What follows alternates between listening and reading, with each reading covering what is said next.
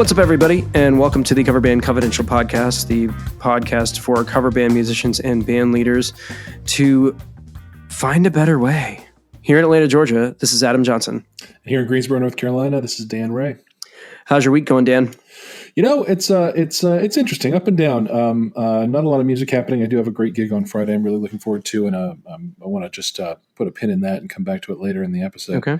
And then, look, so I haven't made a thing about this among my friends and family yet, but sometimes non-music stuff has an impact on your life. The company that I have worked for the last 8 years just shed half of its U.S. Workforce. Oof. And I was in the part that got shed. So, wow. It's an exciting change in my life. I have enough experience and seniority in my field that sort of once I put myself out there, someone will snatch me up. I'm not worried, but it was a surprise Monday morning to have that be what I walked into. So, wow. Yeah, kind of all over the place week. It's been, I've binged some good Netflix in the last couple of days. Yeah, I can imagine. Yeah. Now, noted, we have been talking offline up to this point, and this is the first time I'm hearing about it. That's as right. well. So. Yeah, no, I didn't. But you hadn't asked me yet how my week was. That's hilarious. Hard not to mention that one and how my week is. You know what? Just save it for the podcast. That's man, you are cold blooded. Well, because now I'm emotionally invested in this current situation. Well, I'm doing what I can. It's all good. It'll work itself out. It's not a problem. And part of the thing is I've seen, and I think probably a lot of folks who do what we do feel this way about their day gigs. For the last several months, maybe years, my day job has been, the whole point of it has been to fund my music. Sure. And I wouldn't say there's been a ton of heart or passion or desire in it. And, I spend 8 hours a day doing that. I don't, maybe it's time to think about some other way to spend that time. No, so. I mean that, I think everybody who, like you were saying, who does what we do would kind of, there's that part of it where you're like, oh, I'm completely devastated that this has happened / man, I've got so much more time to dedicate to this thing that I really, really like to do. Well, exactly. And who was there for me in the back of my mind was our buddy Sam Swanson, who took a major life change and parlayed it into, having his music career be what he dreamed it could be. So yeah. I don't know. I'm sort of in an I don't know phase. It's literally been 2 days since it happened, and I'm still kind of allowing myself to have some shock about it. And so I don't know. I don't know. I'm committed that it's going to be a good thing. In a year, I'll look back and say I'm glad that happened. So that's kind of where I'm at on that. I'll, if anyone's interested, I'll keep you posted. I mean, if you've been listening now, you're totally invested. I don't know. You might be. You don't have to be. But if anybody knows of a software development manager job in the Central North Carolina area, hit me up. Yeah, it's funny you mentioned that. I do have a friend that's moving to Greensboro from my job. Cool. Coming up that way. So nice. I don't know what she's doing up that way, but you never know how these things work out. Yeah, send her my info on Facebook. Cool beans. Well, I still am working where I normally work, but I have stopped eating meat mostly. How about that? Wow. That's that was on directive of my doctor, and because my LDL it's too high, so he was like, "Hey, eat salad when you would normally eat meat." And you know what? I was bummed to hear about it, but like I've been doing it, and full disclosure, in the 3 weeks I've done it, I've lost 10 pounds, nice. And I don't go hungry ever. That's good. So. So it's a bit of an adjustment, but it's not as hard as it is. And it's not like I don't eat meat. I'm not like, I'm strictly vegetarian. Like I had this crazy lamb sausage wrap thing yesterday at this new restaurant in town. Sweet. And it was fantastic. So I'm not swearing it off altogether. I'm just, if there's a vegetarian option and I want it, I'll eat it. That's good. So yeah. Want to do a quick gig recap over the last week or so?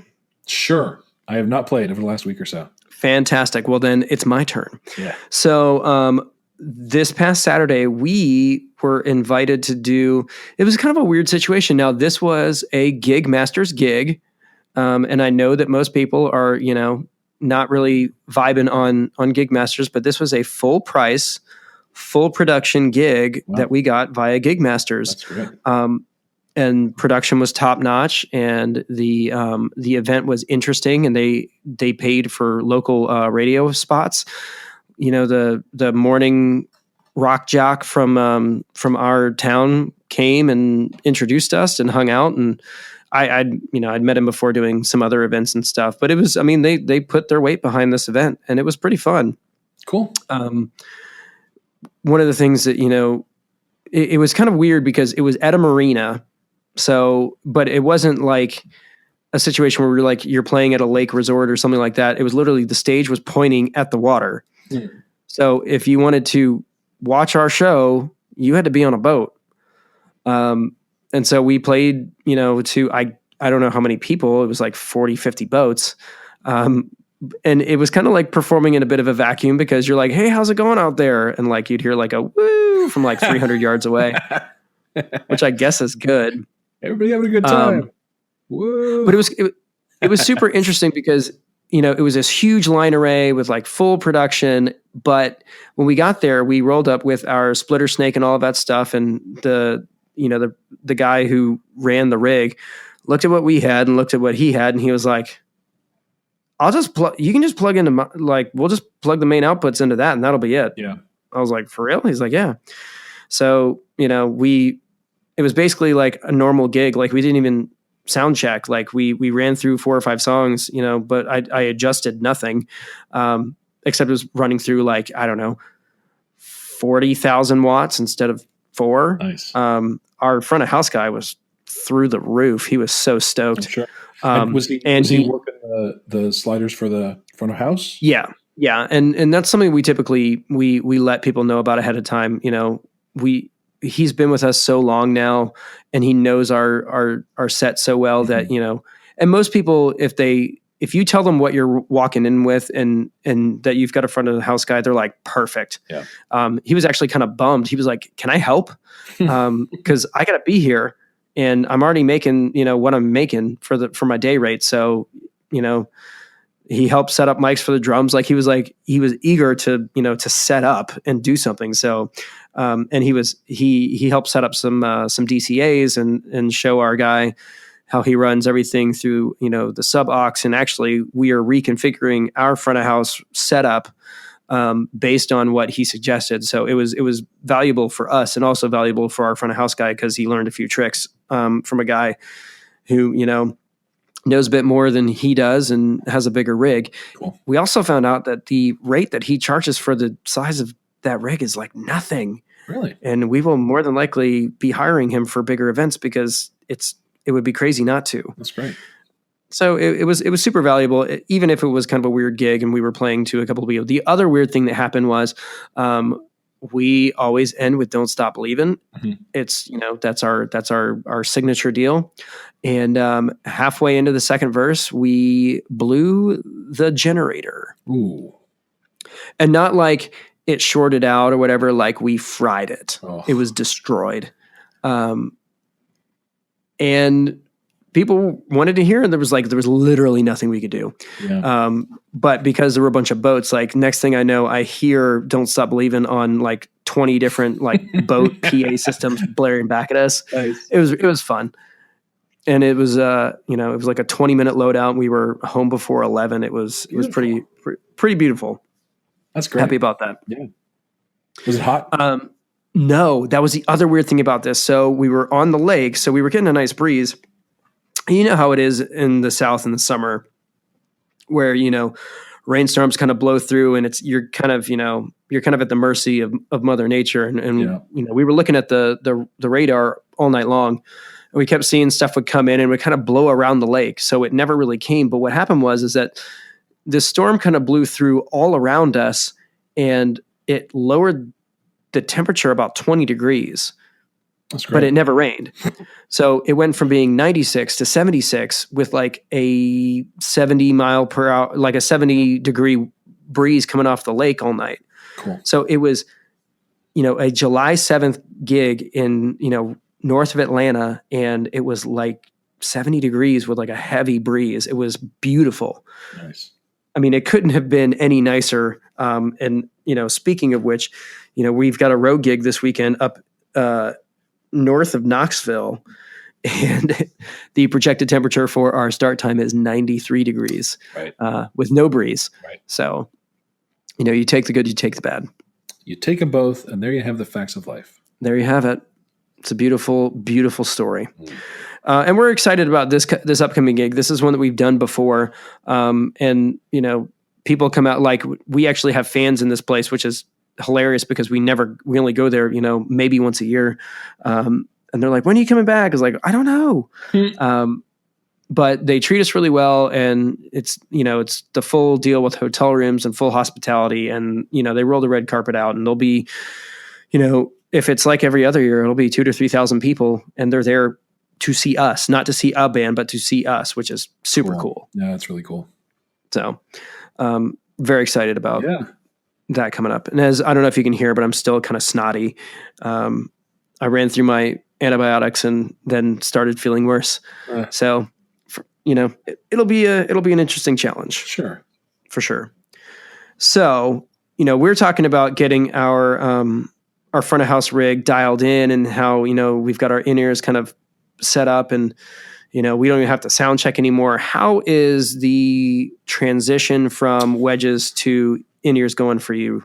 Yeah, good. So we've done 3 shows with them now, and I wouldn't say any of them were flawless. Let's see. In the first one, we had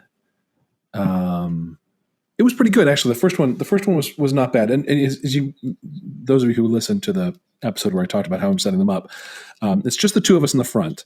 The 2 front guys are wearing them. The back line has a 15-inch Mackie monitor that belongs to the drummer, and he and the bassist sort of work off of that. And then the front of house sits out front, and we hear plenty of bass coming out the back of that, but not much else.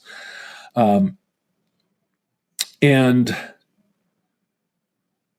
I would say that so the 2 things that I've really been having to come to grips with, the first is the sense of isolation, which is really tough. I popped them out at a show a couple weeks ago. At one point when I was out in the front, in the audience with the wireless mic doing something, don't remember what. And it was amazing. The hearing the room around me was suddenly, it seemed so much fuller and so much more alive, and than what had been in my ears, which seemed really sterile. And I couldn't decide how I wanted it for the rest of the night. I ended up with them back in, but something about hearing the liveness of the space was really nice. Now, the clarity, obviously, in the in-ears is a whole other ballgame. So I guess that's kind of the trade-off. The other benefit, and I think you mentioned this when I first was talking about it, is when people come up to say things to you while you're in the middle of playing and singing, you just point at your earplug and shrug, and they're like, I get it, and they go away. So that's good too. The second thing that's taken some real getting used to, I run our front of house sound from an iPad, and trusting that it sounds good in the front of house when I'm listening to a different mix. I mean, I knew that would be my challenge, and it is. It really is. And a couple of times during the night, I'll step out front and pull them and listen to what's really happening out there, and I'll notice, one of the guitars is way low in the mix and needs to be pulled up, and it's the kind of thing I would have noticed 20 minutes earlier, except I was listening to a different mix. So there is something about maybe doing a more complete sound check, although we're pretty dialed in. I mean, it's kind of like you were saying, when we roll up with our equipment, our mix is already stored in the board. So things like that are surprises really are surprises. I had no idea that was what it sounded like in the front. So I'm thinking maybe a practice of stepping out front and checking in a little more frequently would probably be good. There are plenty of tunes that I just do guitar on, and I'm wireless, so I could step out, in the front and listen to them. So it's going okay, and I'm glad we're doing it. It really has made a difference in our vocal performance, for sure, without any question. That we've improved dramatically there, and the harmonies that we've always done are suddenly, locked in tight. That thing that happens when a harmony is really in sync, where it's you feel the harmony kind of in your bones. It's like the harmony happens in your skull, right? Well, yeah, it's like the bone conduction, like it just it's like, locks in. Yeah, and I can get that from over-the-air speakers too, but boy, being able to really hear all the vocalists clearly and really lock in the harmonies together is just a glorious thing. So I'm pretty committed to the Inears. I'm not going to back away from them, but there's still I'm climbing the learning curve. I would say that there's a lot to learn about how to use them and how to make sure that what's coming out the front of house is good. A couple of times at the wedding we played a couple of weeks ago, I had them in, and what was happening in the in-ears didn't feel like it had the kind of energy that the crowd was responding to. I just sort of had to trust that what was coming out the front of house was as energetic as the way people were dancing and moving to it. And it obviously was, because they were. But in my ears, it felt very clear, but kind of sterile, kind of empty. Yeah. The thing that it can sometimes sound small. Yeah. Yeah. Your inner mix can feel small. Yeah. Yeah. That's a good way to say it. Yeah. That's always been the way I've explained it to people, is that is one of the drawbacks, is that, when your ears are completely overwhelmed, it feels big. Yeah. But and I want my front of house to feel like that. Sure. But when what you're seeing versus what you're hearing don't line up, it can feel kind of strange. Yeah. Yeah. For sure. Yeah. So and it's funny that you mentioned that, the whole, what you're feeling versus what you're hearing. Yes. One of the things that we, that we have implemented in recent shows is the X Life card. Right. And we have, for most situations, we've been able to record full sets or full shows, and maybe like a partial show or that kind of thing. This is another one of the situations where we lost the generator at the end of the night, so the second set didn't finish because the power cut to the whole board. So it didn't complete the file. Gotcha. So the second half of the show is completely toasted. Lost the whole set. Yeah. So the first set done, it's perfectly fine. But yeah. And speaking about, the incongruity between what you experience and what actually happens can be kind of sobering. I played back some of the Fanny Pack Friday stuff. And actually our front of house guy bought a truck.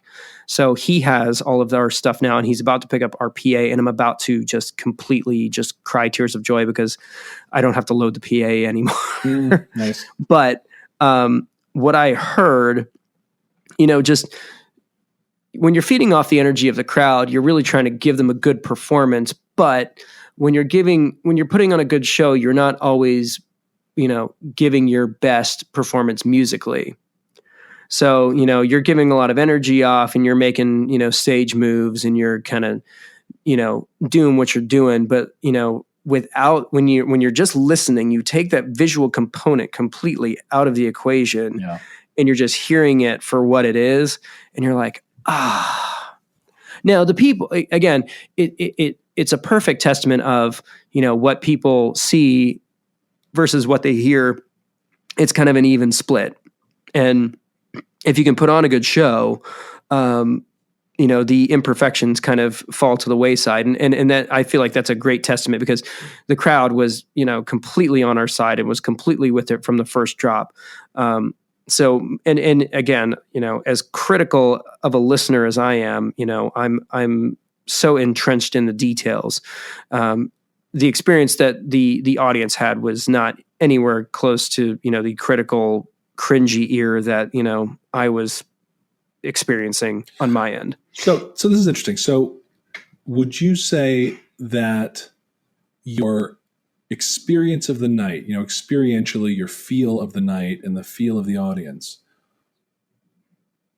or your analysis of the recording, which would you say is how it really went? Well, I would say the experience of the audience is how it really went. Yeah, me too. And I would say that what you hear on the recording is sort of the leavings of something that doesn't really say much about what the show really was. Yeah, and I agree with you that because listen, I'm a guitar player. I play lead in my band. I am a really, really good rhythm player and a kind of sort of okay lead player. There are lead players in my market that blow me out of the water. Yeah. And I'm completely okay with that. That's not a problem for me. And the show I put on is not about fireworks that I perform on the guitar at all. Sure. Except sometimes rhythmically, but I'm the only one who notices that because rhythm players don't get. We don't get any love. Yeah. But I think that I think it really is the case that technical musical performance might be, I don't know about the smallest, but a fairly small piece of what a band's performance is. Yeah, I mean, so here's my takeaway from the situation. I didn't pull the files up and go, holy crap, this is terrible. Yeah. I pulled the files up and went, this wasn't as tight as it felt on stage. Good. Now, granted, what I'm experiencing is my monitor mix, which from a narcissist standpoint is mostly just me. Yeah.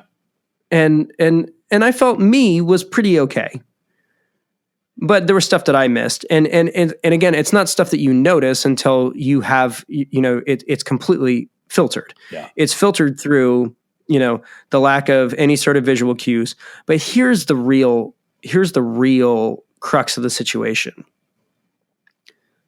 I have the multi-track recordings of all of these songs, and I'm using them for promo purposes. Mm-hmm.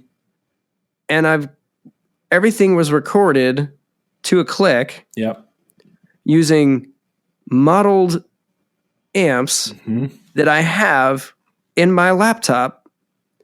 So if it's not tight, guess what? You can rerun them. I'm fixing it. Yeah. And that's what it's for. Yeah.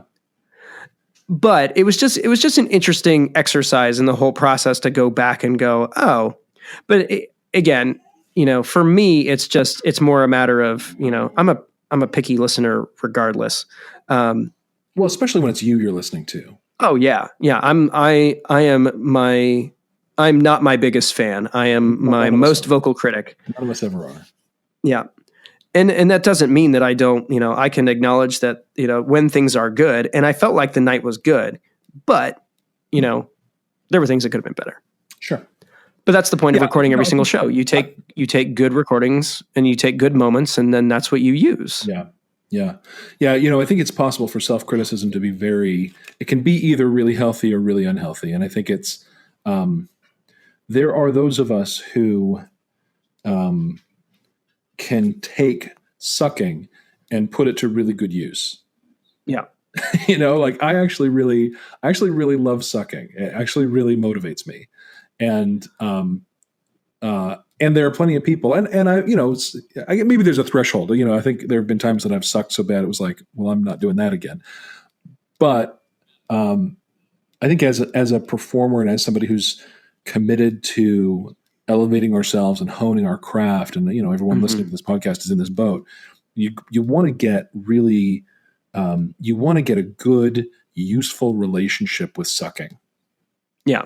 Because if your relationship with sucking is not healthy or not productive, then just, I don't know, maybe don't even bother recording yourself. But it's such a good tool if you can use it to motivate yourself to improve your craft. Yeah. I mean, I bounced that first set from Fanny Pack Friday and sent it to my guys. I don't know who listened to it, but I did, just to, for those purposes, if you want to take it upon yourself to listen to it, there's definitely stuff to learn for everybody. Yeah. And I'll go ahead and shout out another podcast. I'm listening to a series called Anatomy of a Marriage, which is actually the former drummer from Emery, if you remember those guys from the early 2000s. But him and his wife do a marriage one, and it's interesting stuff, and it's been beneficial to me. Cool. But they were talking this week about something called automatic negative thoughts, ANTs for short. And it's one of those things where like you go in and you 2 by 2, hurrah, hurrah. Exactly. Yeah. So, but the idea that, there are things that you tell yourself automatically, like, and they're not necessarily true, but they're just things that are like ingrained in your psyche that, you tell yourself that are negative, automatic negative thoughts. And the whole idea of an ant is you squash the ant. So like get it? You see where I'm going with this? Never. So anytime you catch yourself, with an ant, squash the ant, change the narrative. Yeah. It's just, it's a good practice for anything. I feel, certain things about my musical ability or my band leading ability or, the reputation of the band and all that stuff. And those are ants that I've got to squash. You know what I mean? Yeah. Yep. Totally. Totally. And, they'll creep up even in places where I'm, generally really confident. Yeah. If I can't get the band organized for a rehearsal before a show or something, I'll start to worry about it. I'll start to think about, all the tunes that we have cold that are going to be train wrecks, and just none of that's productive. I did some. See, mine's even worse than that. If like we take 2 weeks off, I'm like, this band has completely fallen apart. This show's going to be a disaster. Yeah, yeah. Like it's just, I am fully prepared for this entire project to collapse it, like at the drop of a hat. Yeah. When I need to look back and I'm like, this train's been running for almost 5 years at this point. Like, we're good. It's going to continue as long as we want it to continue. But there's still this part of me that's just like, this thing is just bound. Like, I'm just waiting for this implosion moment. Yeah. That's probably, that will never happen unless I choose to go, hey, I think we're good. I think we're done. Let's pack it in. Right. But yeah, it's just one of those, and again, that's just inherent in musicians in general, that we just, our self-doubt can totally get the best of us at times. People probably, yeah, we're it's heightened for us because we stand up in front of folks and try to do something well. But but we're exchanging, notes for claps. We're right. We're pimping ourselves out pretty hard. Exactly. And, setting ourselves up for judgment constantly. And accept me. really. Yeah. Grade me. Yeah. Yeah, exactly. And so like, as I said, if you can take, if you can harness your brain's apparent belief that the whole thing is on the edge of collapse at all times and use that to motivate productive action, then that's actually really healthy. Yeah. And if it is instead something that keeps you up nights and that you obsess over and, focus on at the exclusion of taking productive action, then that's not as healthy. Yeah, that's what Evan Williams and melatonin pills are for. There you go. I did some work a few years ago. Participated in a course by a company called Landmark that does a weekend course called the Landmark Forum. I'll go ahead and plug it because it's made a huge difference in my life. I did it in '99, and it was all about identifying the stories you tell yourself and identifying where your beliefs from the past are in the way of the actions you can take now. It's just a phenomenal thing. If anything that Adam and I are saying are resonating with anybody, just look that up, landmarkworldwide.com. I'm not being paid to say anything about it, but I recommend it really, really, really strongly. It was a hugely beneficial thing for me. Since we're pimping out other podcasts, I'm gonna pimp out my boss's podcast. Cool.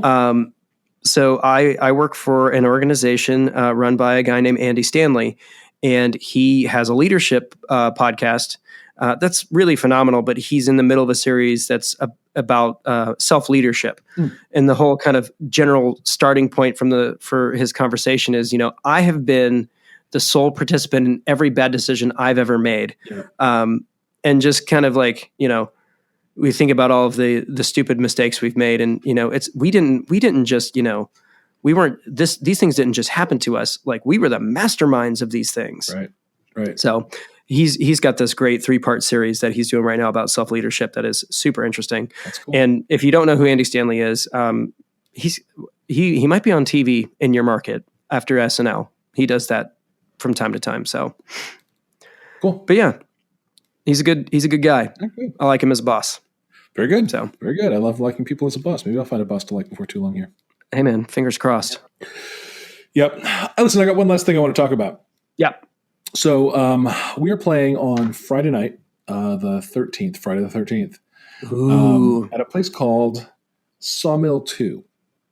And it is a little hole-in-the-wall bar. You wouldn't know it was. I mean, every time I say to somebody, "Come see us at Sawmill 2," I have to explain what else is in the shopping center around it. It's Nice. one of those. But I have seen some acts in there some people I really, really admire. There's a local band called the Radio Narcs that are deeply inspiring to me. There's a band called the Mighty Fairlanes that are fantastic and have a standing monthly gig in there. I've seen some friends of mine, the Jukebox Revolver, in there. And the crowd that is in there, it's one of these bars that is such a family. The regulars there are totally family. And every time I've been in there, it's been the same bunch of people, and they're a little bit older, but boy, are they energetic about the music, and they just really love bands, are really appreciative. And it's mostly a tips gig, and I happen to know that bands clean up on tips in that place. Nice. At some point in the night, one of the bartenders walks the tip jar around the room and hustles for tips from everybody. That's kind of how the venue shows their love for the players. So I've wanted to play there for a long, long time, and we got this date couple of months ago, and it's on Friday. And so today, not having work to go to, I stopped in there and had a beer and talked to the owner again. I haven't talked to her since the date I was in and booked this date. And it struck me, and I just wanted to point it out to everybody, how important it is to maintain relationships with venues, but also to sort of to pregame those relationships before your first night at a place. Mm-hmm. Because I literally just sat at a table with the owner of the place. We had a drink together, and we talked about the history of the bar and how they used to be in another building over there. And it was really great. They used to have bands out on the patio, and it was fantastic. And then, whatever it was, they expanded that intersection, and they lost that building and had to move here, which is fine. It's been fine. But then they told me about why it's Sawmill 2. There was a Sawmill 1 that was run by a guy who they all used to work there. And so when they opened the new one, he had died by then. And so they named it Sawmill 2 in his honor. And, I just ended up with a relationship with this woman that was, I didn't walk in there expecting it. I really just walked in to high five and say, looking forward to Friday. Sure. But by the time I was done, there are two owners, and the one who was in to talk to was not the one who does the bookings. But she was really clear by the end of our conversation that she wants us on regular. She's kind of tired of the bands they've had, and she's been excited to hear us. She's seen our name on the schedule and excited to find out about us. And that just, 20 minutes of showing my face in a place 2 days before our first show there, that is going to have big payoff down the line. Yeah, I mean, we talk a lot about relational capital in most things. I mean, it's important to build partnerships in whatever you can do. Yeah. And I mean, even if it doesn't feel like partnerships, you walking into their bar, you're a patron then. That's right. Even and that counts for something too. So it's all significant, and there's it doesn't take a whole lot. So I guess another example of that. So the guy who came to introduce us is a guy named Southside Steve. He's been in Atlanta at radio institution for probably 20 years at this point. Yeah. So I saw him pull up, and my other bands that I have been with have done events with their radio station or for him. Like my country band Convoy played his birthday party a couple of years ago. Nice.